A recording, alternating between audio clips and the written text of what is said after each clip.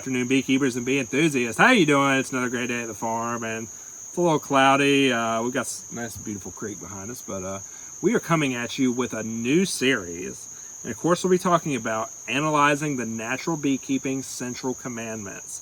So, if you didn't know about this wonderful book, Keeping Bees with a Smile, Pharaoh Lazutin wrote this book along with Dr. Leah Sharashkin.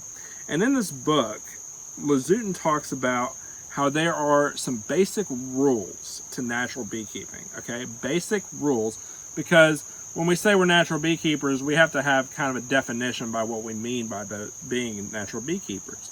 So Lazutin defined these rules, and Dr. Leah Sharashkin, and we have a video currently about this right now called the Natural Beekeeping Central Commandments. You can go watch it. It's just a basic overview, but these central commandments, each one of them is so important that we figured we'd do a series that would basically just talk about each and every rule and really diving into, what you need to do to follow these rules. So let's get right into it.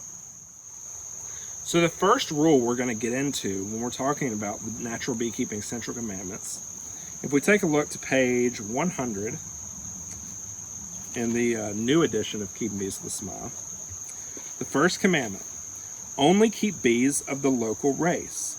If you stop buying and importing bees of foreign races, gradually acquiring colonies of the local race instead, then your bees will become increasingly local.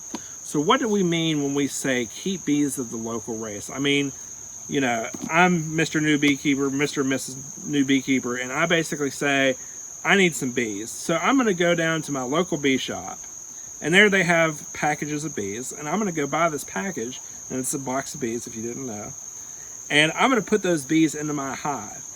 Well, what could be an issue with this? Well, for one, a lot of beekeeping shops will sell bees that could be as far as 2 or 3 states away from where you're living, or quite some distance.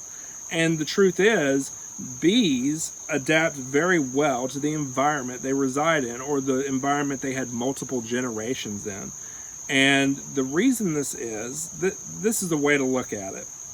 When you have a queen bee that lives in a certain area, let's say it's a warm environment, I won't give you a location, but let's just say it's a typically warm environment. What will happen is this queen will actually lay eggs during honey flows.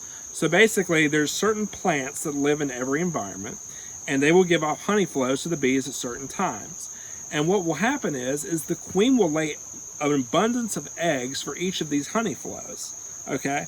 And so what will occur is if you take a queen from a warm environment and let's say move them to a cold environment, or just somewhere that's totally different, and it could be just a few miles down the road, environment changes, from place to place. That queen could lay eggs whenever there's either a frost. If she's going to a colder environment, there could be a frost going on, or maybe there's not a honey flow when she's actually laying eggs. And this could be a big problem because basically you don't want the queen to be laying an abundance of eggs when there's not a honey flow. Because if that occurs, there will be a lot of mouths to feed, but not a lot of food coming in, if you know what I mean. So that's what you got to think about. You got to think about, if you're getting bees from different areas, you're getting queens that are used to those areas. They're not used to your areas. So when we say keep bees of the local race, we mean, we got to keep bees that actually grew up in this area, that are actually used to this climate, used to this environment, all this good area. And so that's the key thing when it comes to keeping bees of the local race. So pretty much keeping the local bees, right? You're probably saying, all right, I don't know where to buy bees, and there's no bees around me being sold. I don't know where to go to get honeybees. Like, how can I keep bees of the local race if I don't even have honeybees or whatnot? Well, the very simple answer to that is you can acquire bees by catching swarms. And if you've seen all of our videos in the past, you know that, it can take a little work. And I do recommend hanging multiple swarm hives in trees.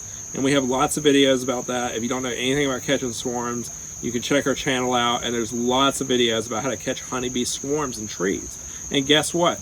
Generally, the bees you catch up in trees are local bees, or at least the swarm came from a colony that was healthy enough to swarm, and they released a swarm, and generally those bees are local. And yeah, it's really as easy as that. We catch all of our bees through swarms. And wherever we catch them, that's pretty much where we place our hive. So we have very local bees because basically wherever they move into, that is where they end up living, you know, not in the swarm hive, but in a main hive. And, you know, if you continue to keep bees of the local race and catch bees of the local race, you're always getting bees that are used to your environment. You're always getting bees that are used to your climate. So the queen will always lay egg patterns in good periods, you know, when there's actually honey flows, and she won't lay eggs too early or too late in the season because she's used to the temperature changes, and whenever they go up and down, the queen is used to that. So it's really simple. It's a very good natural beekeeping central commandment because, you know, the healthiest bees are the ones that are going to be the most local because they're just used to everything that you're dealing with. So that's about it. We're so excited about this series, and we thank you so much for watching it with us, and we hope you've enjoyed analyzing the Natural Beekeeping Central Commandments.